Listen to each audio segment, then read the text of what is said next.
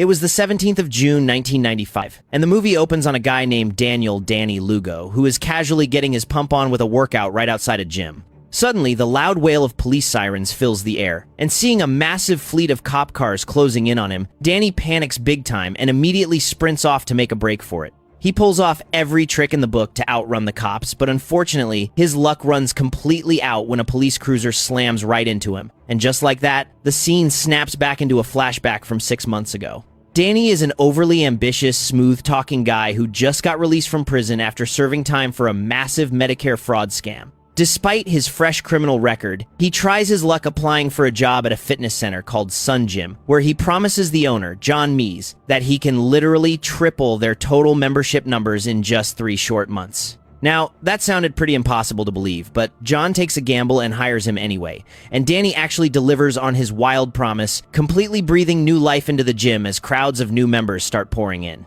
While hustling in his new job as a personal trainer, Danny ends up bonding and forming a close friendship with a fellow gym lover named Adrian. Adrian is a serious bodybuilder who knows his way around the iron game, but he's been taking a risky shortcut by heavily using steroids to speed up his gains. Thanks to the crazy revival of the gym, John and Danny are both suddenly rolling in cash. But even with his big promotion and higher status, Danny feels like it's still not enough and craves way more money. One day, while flipping through TV channels, he stumbles upon a late-night infomercial featuring a flashy guy named Johnny Woo, who is shamelessly flexing his absurdly rich lifestyle. Johnny tells the viewers straight up that if they ever want to live a lavish life like his, they need to stop being passive don'ts and attend his upcoming motivational seminar. Around this time, Danny takes on a new personal training client named Victor Kershaw, a guy who just can't seem to shut up about his insane amount of wealth. To be fair, Victor actually is filthy rich. He's a self-made immigrant entrepreneur who built multiple successful businesses that generate massive paydays for him every month. Listening to Victor constantly brag eats Danny alive with jealousy, making him realize that working hard at a regular job will never get him to the top, so he needs a radical shortcut to get rich quick. He vents all his frustration to Adrian, who happens to be in the exact same financial boat and is equally sick and tired of being a broke, order-following employee. Pumped up to find an answer, Danny goes to Johnny Woo's motivational seminar, where Johnny hypes up the crowd to grind harder and breaks down his 3 steps to total success. Set a goal, make a plan, and execute that plan. Completely brainwashed and hyper-motivated by Johnny Woo's speech, Danny makes a crazy, dangerous decision. He devises a plan to kidnap his wealthy client, Victor, and forcibly strip him of every single penny he owns. He breaks down the wild extortion plan to Adrian, aggressively convincing him that they need to pull this off if they ever want to change their lives and fund their dream lifestyles. Adrian loves the sound of fast money and jumps on board with the idea, but realizing they need a bit more muscle on their crew, Danny reaches out to Paul Doyle, a former drug addict who was also fresh out of prison. Despite his dark past and a long list of bad decisions, Paul had completely turned his life around behind bars and found a new calling as a deeply dedicated, born-again Christian. Having nowhere else to go after his release, a kind church leader named Pastor Randy took Paul under his wing and let him live inside the church compound. Because of his heavy criminal record, Paul was struggling to find a legitimate job, which leaves him seriously considering Danny's shady proposition. Eventually, Danny and Paul hit it off and become good friends, and even though Paul proudly claims he no longer drinks alcohol, the 3 guys head out to a local bar together. While hanging out at the club, the trio meets a stunning exotic dancer named Serena, an immigrant with huge ambitions of making it big in America. Danny decides to recruit Serena to help with their grand scheme, but instead of telling her the truth, he lies straight to her face and claims they want to cast her as a lead model for an upcoming music video. After stepping outside the club, Danny finally lays out the dirty details of the kidnapping plan to the whole group, but Paul immediately backs out because he knows it's highly illegal and he's trying to stay on the righteous path. The very next day, Adrian's heavy steroid abuse finally catches up to him, as the side effects kick in and leave him temporarily suffering from erectile dysfunction. He visits a medical clinic to get checked out, but before even seeing the doctor, an attractive nurse named Robin starts flirtatiously hitting on him. Adrian gets deeply depressed over his embarrassing condition, but the doctor assures him that it's totally curable, though the specialized treatment is going to cost him a pretty penny. Meanwhile, Paul is trying his best to maintain his reformed Christian lifestyle alongside Pastor Randy at the church, but it turns out the pastor has a creepy, hidden sexual attraction to him and begins making unwanted advances toward Paul. Why are you gay? You are gay. Losing his temper completely, Paul snaps and brutally beats the pastor to a pulp, almost ending his life in a fit of pure rage. Shaken and now homeless again, Paul meets up with Danny and agrees to officially join the kidnapping team, though he makes one strict condition: absolutely no one gets hurt during the job. The crew heads over to a local gun shop to buy weapons, and they manage to grab heavy firepower after Paul casually lies and tells the clerk he's an ex-military operative. Tampa PD, brother. It's okay. In that case, I need to see badges. We're retired off the job, and now we're doing security for a rock group called Striper. Okay. Never again will an oppressor overrun my people, but now I am keeping watch. That's the gospel. People say Christian rock sucks. Who says that? The store clerk instantly buys the story because of Paul's massive, intimidating build and happily hands over all the tactical gear and weapons they ask for. Seriously, you're gonna love this, all right? I've done it before, so come on, just hit me. Come on, just hit me! Come on, do it! Hit me! Once they get back to their base, Danny breaks down a detailed blueprint on how to break into Victor's mansion and snatch him, which leaves Adrian and Paul genuinely amazed by Danny's master planning skills. However, their very first attempt goes horribly wrong when they pull up and discover Victor is throwing a massive house party, forcing them to turn around and run away in a total panic. Their second attempt turns out to be an absolute disaster as well, forcing them to scrap the whole approach and come up with yet another plan. Prepare to neutralize the target. Eagle is on the move. Come on.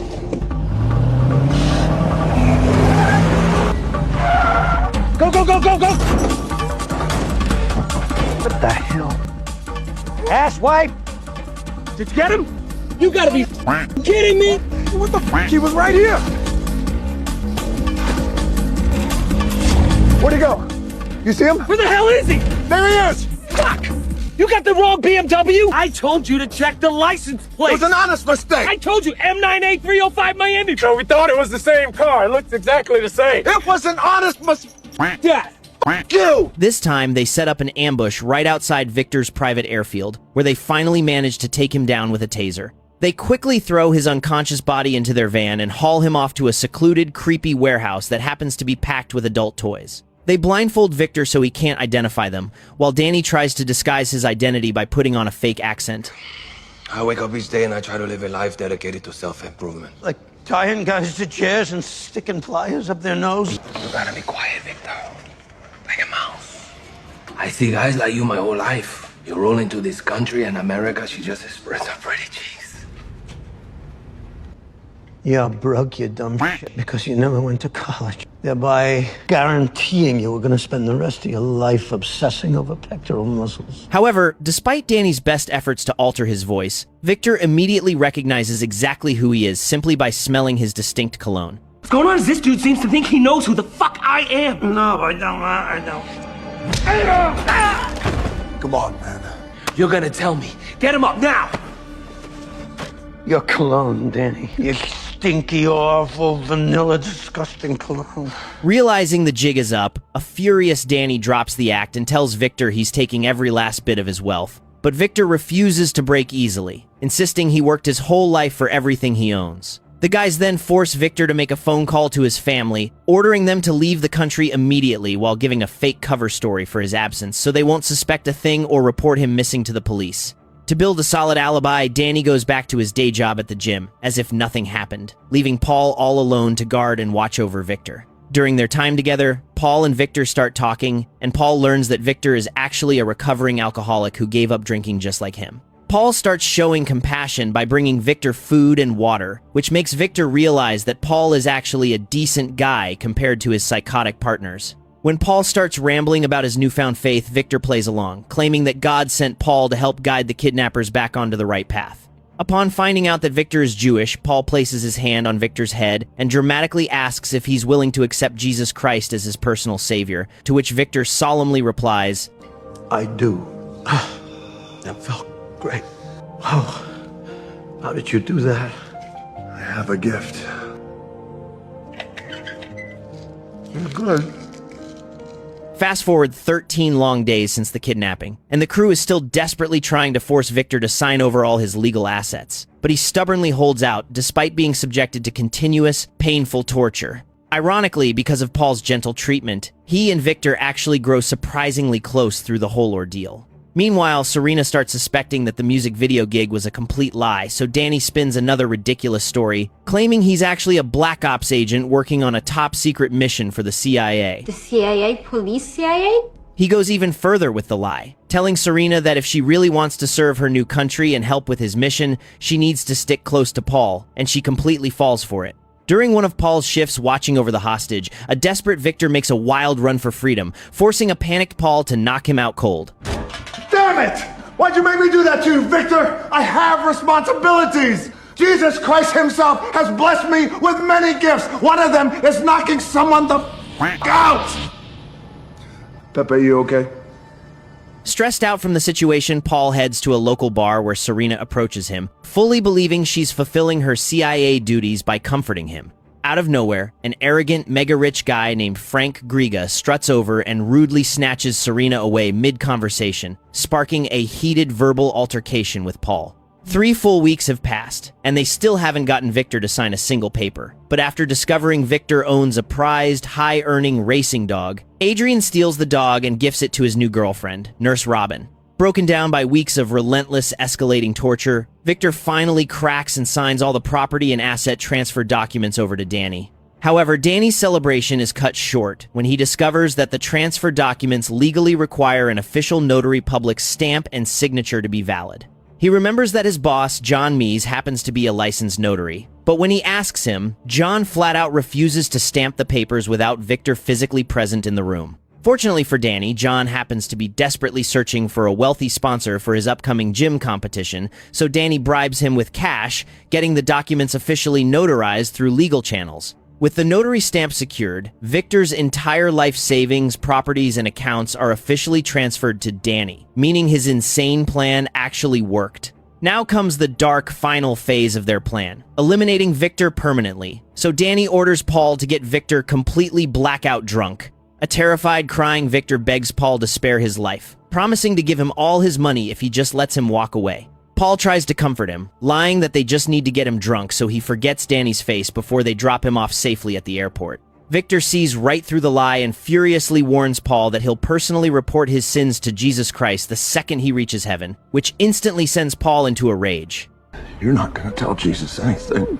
Paul brutally forces alcohol down Victor's throat until he's completely wasted, and that night the crew drives him out to an abandoned, quiet location. Their plan to execute him is to stuff his drunk body into a car and trick him into crashing it so it looks like an accidental DUI death. They crash the car with Victor inside, but despite the violent impact, Victor miraculously survives thanks to his seatbelt and deployed airbags.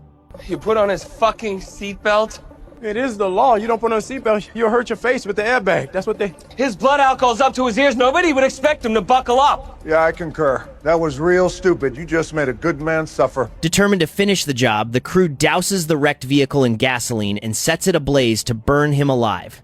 After a massive explosion engulfs the car, the trio feels confident that no human could survive that, but they are left utterly speechless when Victor stumbles out of the burning wreckage like a real-life Terminator. Panicking, Danny orders Paul to run him over with their van, and after a moment of hesitation, Paul hits the gas and slams right into him. Unbelievably, Victor is still breathing, so a frustrated Danny tells Paul to put the van in reverse and run over his head to finish him off once and for all, and a reluctant Paul complies again. Satisfied that he's definitely dead this time, the three drive away in their van, completely unaware that Victor miraculously survives a third time, suffering only broken bones. First responders arrive at the horrific scene and rush a battered Victor to the hospital, where police detectives try to interview him about his wild story of being kidnapped for weeks. Unfortunately for Victor, the lead detectives don't buy a single word of his crazy tale, assuming he's just a confused lunatic making things up. They lose interest in the case entirely after a background check reveals Victor has a past criminal record for selling illegal substances back in his home country, and the fact that no family member ever filed a missing person report makes his story sound even more fake. Meanwhile, Danny's crew finds out through the grapevine that Victor somehow survived, so they immediately gear up and head to the hospital to finish their sloppy hit job. After the useless cops walk out on him, Victor notices a book detailing the achievements of a brilliant private detective, so he immediately dials the number listed inside. However, the phone is answered by the detective's son, Ed Dubois, who informs him that the book is outdated and his legendary detective father passed away years ago. It turns out Ed is also a top-tier detective, but he has officially retired from the force to live a quiet life. Victor desperately begs Ed for help, but Ed is initially skeptical and thinks Victor might be lying too, though he gives him one critical piece of advice: get out of that public hospital immediately, because his attackers can walk right in through the front door. Sure enough, moments later, the three bodybuilders slip into the hospital disguised in medical scrubs, only to find out to their absolute frustration that Victor's bed is already empty.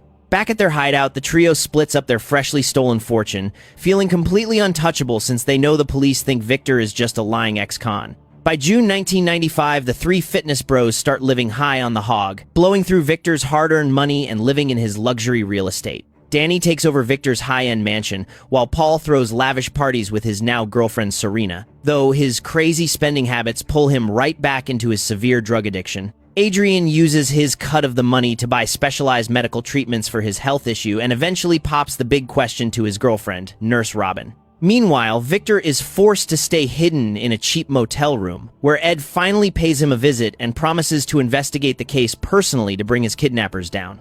As the days go by, the trio continues to adapt to their newly found luxury lifestyle, foolishly mingling with wealthy neighbors using fake names and cover stories. Unbeknownst to them, while they are busy flexing their newfound wealth, Ed is quietly operating in the shadows, tracking their every move and gathering ironclad evidence. Paul's life quickly spirals out of control as his heavy drug habit and his girlfriend's relentless high-maintenance spending, still under the impression that Paul is an undercover CIA operative, drain his entire share of the money down to zero. Ed keeps feeding Victor real-time updates on his investigation, and eventually, Ed decides to go undercover as a wealthy prospective client looking for a personal trainer at Sun Gym. He uses this cover to get right in Danny's face, casually dropping Victor's name by mentioning that his friend Victor highly recommended Danny's training services. Hearing Victor's name sends absolute shockwaves through Danny, making it crystal clear that the heat is on and somebody is on to them. A few weeks later, Adrian officially marries Robin in an expensive ceremony, while a flat-broke, desperate Paul decides to pull off a solo heist by holding up an armored cash truck.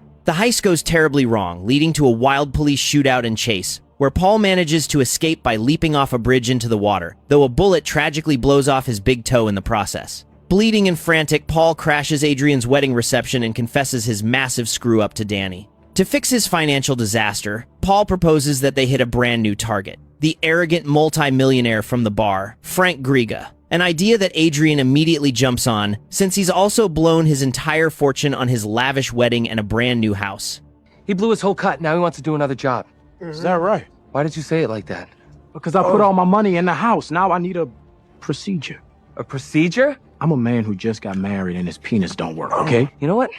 Why don't you glue his toe onto your balls? Everyone wins. Meanwhile, using the paper trail uncovered by Ed, Victor discovers that John Mees was the notary who legally stamped his stolen assets over to Danny, and he calls John to threaten him with severe legal action unless he gives it all back. Panic-stricken after the phone call, an angry John confronts Danny at the gym's swimming pool, blowing his top and even trying to get physical with him. Danny and John manage to track down Victor's location over the phone by pressing him, but when they pull up to the motel, Victor is already gone, and Danny spots Ed's ID, confirming that his supposed new client is actually a private investigator. Ed meets with the local police chief to present his solid evidence and prove Victor was telling the truth, but the stubborn chief refuses to launch a full investigation, dismissing it as a minor dispute. However, Ed strongly warns the chief that these unhinged bodybuilders are definitely going to strike again, so the department needs to take them down before someone ends up dead. Shortly after, Danny and Adrian break into Ed's house to search for intelligence and hunt down Victor, but they are terrified when a team of police cruisers suddenly pulls up to the driveway.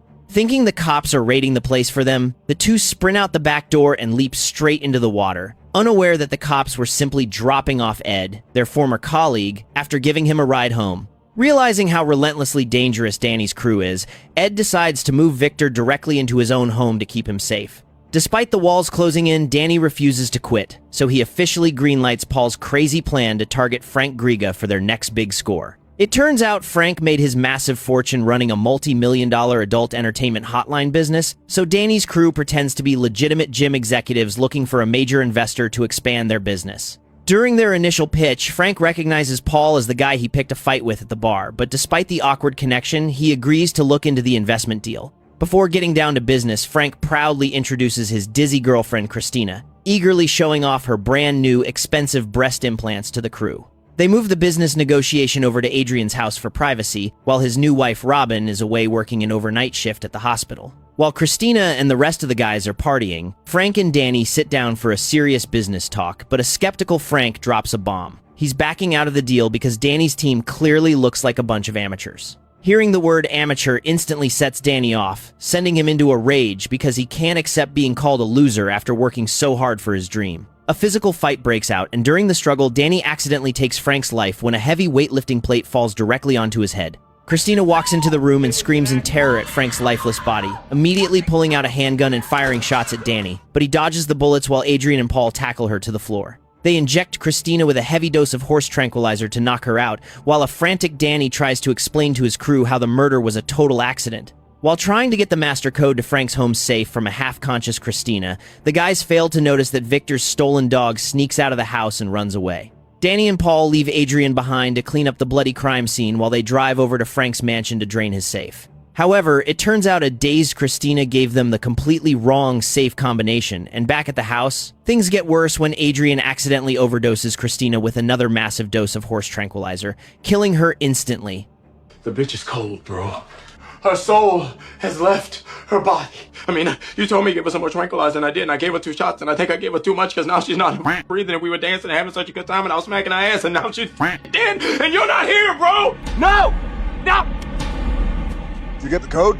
Danny is completely horrified and furious when he finds out they now have 2 dead bodies on their hands, but knowing there's no turning back, they press on. They decide to settle for stealing Frank's luxury sports cars instead. And before leaving Frank's mansion, Paul bizarrely plays around with Frank's pet dog, letting it bite down and hold onto his missing toe. The crew loads both corpses into their van and drives them out to their secluded warehouse. Danny orders Paul to stay behind and guard the dead bodies, and when a guilt-ridden Paul breaks down and begs to quit the criminal life, Danny harshly reminds him that this whole heist was his idea and he needs to man up and finish it. Meanwhile, a passerby spots Victor's stolen dog wandering the streets and calls the cops on suspicion of pet theft, while Frank's housekeeper finds Paul's missing toe sitting right next to Frank's dog, immediately dialing 911. After returning from a hardware store with heavy-duty tools and cleaning supplies, Danny and Adrian begin the gruesome task of erasing the victims' identities. What are we gonna do with their fingerprints on their fingers? They use a sharp hatchet to remove identifying features from both bodies, making them much harder to identify. Then Danny orders Paul to burn the remains in an attempt to destroy any identifying evidence. A disgusted Paul complies for a moment, but reaching his absolute breaking point, he drops the tongs and walks away from the crew forever. Despite losing Paul, Danny and Adrian finish the horrific job, stuffing the remains into heavy oil drums before dumping them into the water. Meanwhile, the police chief finally realizes Ed was right all along and launches a full-scale tactical strike to arrest all 3 fitness criminals simultaneously. SWAT teams execute the coordinated raid perfectly. They first tackle and arrest John Meese right in the middle of his live gym competition. Next, they corner and arrest a peaceful Paul inside a church, while another team busts down Adrian's front door and takes him down at home. The scene cuts right back to the opening shot of the movie, where Danny gets rammed by the police car, but he somehow gets back on his feet and escapes to the docks, hijacking a speedboat to make his getaway. However, thanks to a key tip from Victor, the authorities realize Danny is heading straight to the Bahamas to drain the rest of Victor's offshore bank accounts. Ed and Victor fly out immediately, catching Danny red-handed right inside the Bahamian bank, sparking one last wild chase through the streets. Ed manages to shoot Danny in the leg to slow him down, and as Danny desperately tries to drag himself away, Victor hits the gas and slams his car right into Danny, pinning him down until the police tackle and cuff him. After being extradited back to Miami, the 3 masterminds are put on trial in a high-profile court case where both Serena and Robin take the witness stand to testify against them. At first, a cocky Danny believes the state has 0 hard evidence connecting them to the double murder of Frank and Christina. But search teams managed to recover the sunken oil drums from the water, officially identifying Christina's remains using the serial number on her undamaged breast implant. To make matters worse for Danny, Paul takes a plea deal, confessing to everything and pointing the finger directly at Danny and Adrian as the ringleaders of the entire operation. Because of his full cooperation and genuine remorse, Paul is sentenced to just 15 years in prison, which he decides to spend devoutly serving the prison church ministry. Meanwhile, Danny and Adrian are slapped with a mountain of severe charges, and it takes the jury a mere 14 minutes of deliberation to hand them both the death penalty. In fact, the only thing they weren't found guilty of was the one thing they were most guilty of: being dumb, stupid. The movie ends with real-life photos of the actual people involved, revealing that John Meese eventually died while serving his time behind bars. Thanks for watching! If you enjoyed it, make sure to like the video and subscribe for more movie recaps coming your way.